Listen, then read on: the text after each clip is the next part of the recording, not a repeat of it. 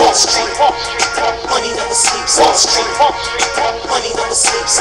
Money never sleeps. Money never sleeps. Wall Street. Money never sleeps. Wall Street. Money never sleeps. Wall Street. Money never sleeps. Money never sleeps. Money never sleeps. Money never sleeps, and we don't neither.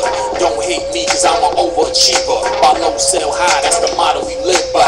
From ATL back to NY, I stay fly, mile high and rising. I hedge my bets, no compromising. I see the big picture, I'm connecting the dots.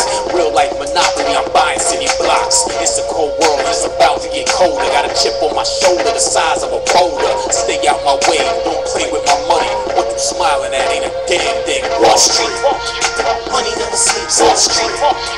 Money never sleeps. Wall Street. Money never sleeps. Money never sleeps. Money never sleeps. Wall Street. Good evening, I am Megadoom. Welcome to another night of the Oil Age Menage a Trois. I thought I'd do a little celebrating with the recent U.S. stock exchange orgasm. Need to be liquored up and watching all this capitalistic sodomy. One of the best one-week surges in years. Nothing like a good rally, when the week-to-week averages for unemployed was 400,000 plus, indicating negative employment growth, or the ad hoc witchery going on over in Greece. Like a voodoo doll for zombie-making banks, the country is being poked and stuck, while the people wail and protest, piece by piece.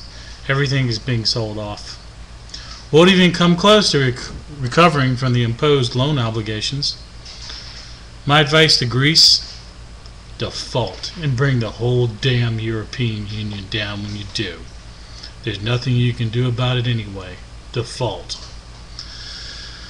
In other news, former IMF chief Shakadak Khan there was released as the prosecution's case fell apart on the victim's credibility.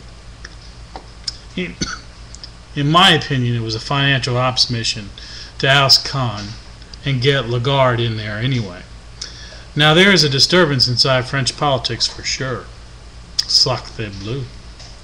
And then we have Geithner pulling rabbits out of his hat on the debt ceiling, invoking the Law of Eight, you know, from the movie The Postman? Or are they calling it the 14th Amendment now? And hadn't you heard, while the traders were celebrating their rally, the U.S. Treasury failed to make a payment on the Social Security Trust Fund in order to avoid exceeding the debt ceiling. Man, I tell you, we're going to see all kinds of trickery, fuckery, and funny shit as we approach the wailing and gnashing of teeth time. Most people aren't paying attention anyway to even notice. Cars going around and around, vroom, round and around in endless circles at high rates of speed is far more interesting than the plots being devised at the Capitol and inside the banking cartel. We'll be too busy drinking and barbecuing and hanging out at the beach to notice anything at all out of the ordinary going on in the so-called land of independence. I'm not even sure we'll notice the state parks and state buildings that are closed in Minnesota, one of many states tossing up their hands and turning off the lights, or all the teachers receiving pink slips in the mail, because one thing is for sure, our country is in a recovery, and we have too much education going on.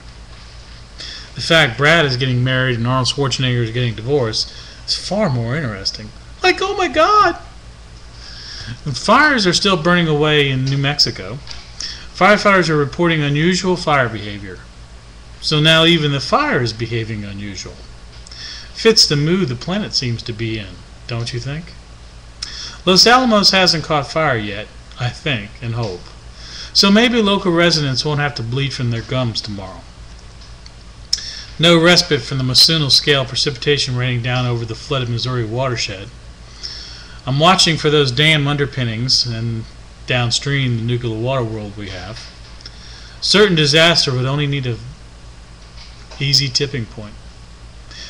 How about those kids caught jacking, with a car jack, those bowlers, and tossing them off into spillways?